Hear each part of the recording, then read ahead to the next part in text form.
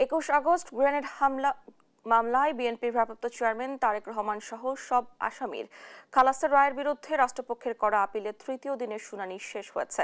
কাল আবারও এই মামলা শুনবেন আপিল বিভাগ। মঙ্গলবার সকালে প্রধান বিচারপতি ডক্টর সৈয়দ রেফাত আহমেদের নেতৃত্বাধীন আপিল বিভাগের 6 বিচারপতি বেঞ্চে এই শুনানি হয়।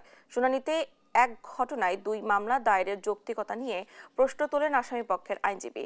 বলেন, আইভি রহমান সহ 24 জনের হত্যার বিচার নয়, সরকারের মূল টার্গেট ছিল তারেক রহমানকে ফাঁসানো। আসামি জবানবন্দি নেওয়া প্রক্রিয়া নিয়েও বিস্ময় প্রকাশ করেন আপিল বিভাগ।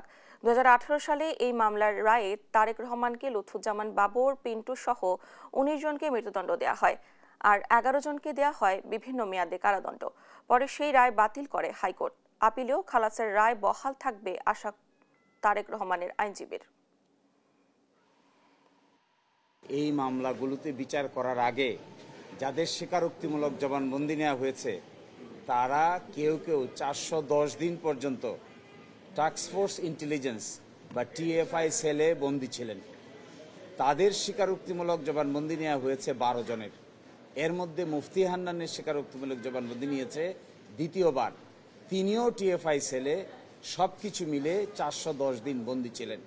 সুতরাং তার করা স্বীকারোক্তিমূলক জবানবন্দির আইনগত কোনো মূল্য থাকতে পারে না।